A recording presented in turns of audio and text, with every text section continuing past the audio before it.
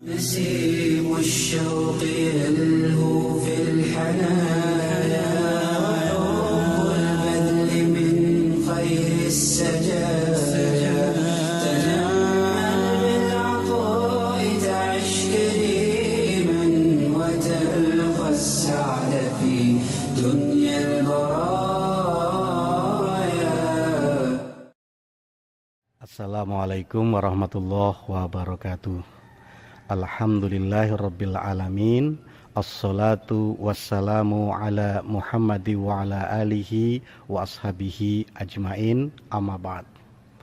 Pemirsa yang budiman dimanapun berada, Allah subhanahu wa ta'ala berfirman dalam surah Quraisy, Bismillahirrahmanirrahim, li'ilafi Quraisy, adalah merupakan tradisi warga Quraisy. Ibnu Katsir dalam Tafsirul Qur'anil Azim menukil riwayat ketika Rasul mendapatkan wahyu ini, Rasul memberi komentar, celakalah wahai warga Quraisy. Itu komentar dikemukakan 3 kali sehingga sahabat pada heran lalu bertanya, kenapa warga Quraisy celaka? Warga Quraisy celaka, Rasul menjawab, ila fihim rihlatas syita wassoif.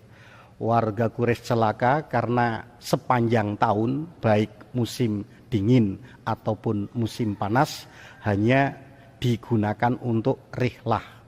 Untuk apa rihlah? Melakukan perjalanan bisnis. Kalau musim dingin dari Mekah ke Yaman, kalau musim panas dari Mekah ke Syria untuk mencari nafkah, karena di Mekah tidak tumbuh tanaman. Lalu para sahabat bertanya, agar warga Quraisy tidak celaka, bagaimana seharusnya? Rasul menjawab, falya'budu rabb hadzal bait. Hendaklah warga Quraisy beribadah, mengabdikan diri kepada Rabb yang memiliki Ka'bah, alladzi at'amahum min ju', dialah yang memberi makan mereka dari kelaparan, wa amanahum, dan memberi rasa aman, min khauf, dari ketakutan.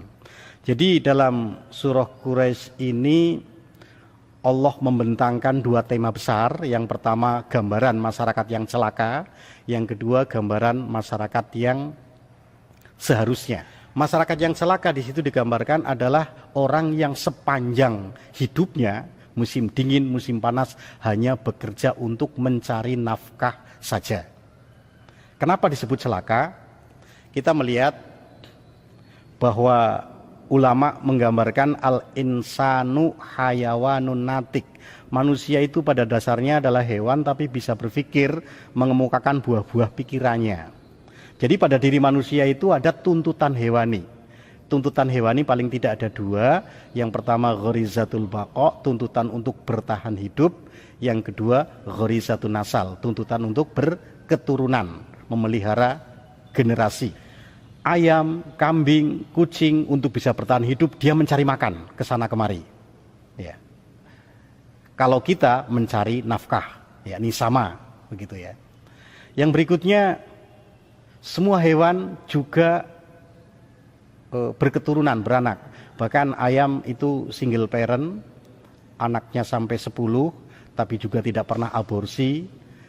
Dia mencarikan nafkah untuk anak-anaknya sedemikian rupa sampai pada tingkat anak mandiri. Ya. Setelah anak mandiri baru dilepas. Kucing punya anak, dipelihara dengan baik, setelah mandiri baru dilepas. Ya. Untuk bisa mengembangbiakan keturunan juga mereka harus mencari nafkah biar bertahan. Nah, ketika manusia hidup juga hanya untuk bertahan hidup, mencari nafkah, setelah itu nikah, berketurunan, setelah anaknya besar mandiri lalu dilepas menjadi tua dan mati, maka siklus ini sama dengan siklus hewan, belum ada nilai lebihnya sebagai manusia.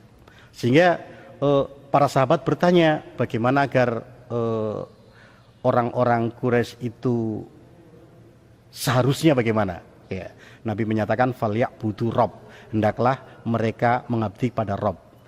Mengabdi kepada Rabb atau pemelihara ini sebenarnya sifatnya aksiomatik, merupakan konsekuensi logis.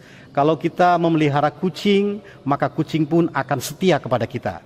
Pelihara anjing dengan penuh kasih, anjing juga setia kepada kita. Nah, kita dipelihara oleh Allah dengan diberi semua serba gratis. Ya, Allah beri kita udara, air, nabati, hewani. Maka ketika kita tidak setia kepada Allah, sebenarnya kita telah melanggar bahkan fitrah hewani sekalipun. Begitu. Sehingga harus kita begitu mendengar azan, dekatkan diri pada Allah Subhanahu wa taala. Terus yang kedua, ada tugas berikutnya disebut dengan tugas khilafah. Ini juga merupakan akibat lanjut. Ya. Sebagai contoh, ini saya contohkan pribadi, saya pernah nangkap kepiting malam hari pakai senter dan pakai senapan angin. Ya, cari kepiting di tambak. Begitu satu ketika saya dikejar oleh 3 ekor anjing, sehingga lari pontang-panting ke sana kemari sambil menggonggong. Akhirnya pemilik anjing pun yang tidur di gubuk itu bangun. Begitu bangun, anjing itu dipanggil dan anjing itu pun setia memenuhi panggilan dan saya tidak dikejar lagi.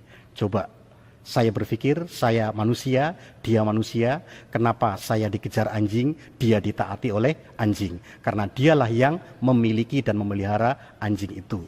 Anjing melaksanakan 2 tugas sekaligus. Yang pertama, tugas pengabdian kepada pemiliknya, begitu dipanggil dia setia datang. Yang kedua, melakukan tugas khilafah, membantu tugas dari pemilik anjing. Apa tugasnya?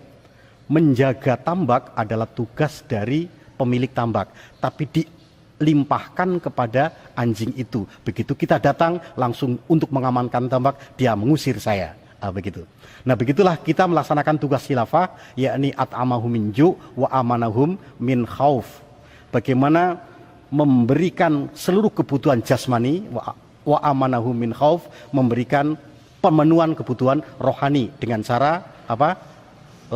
Waja'alna minhum a'immatan yahduna bi amrina.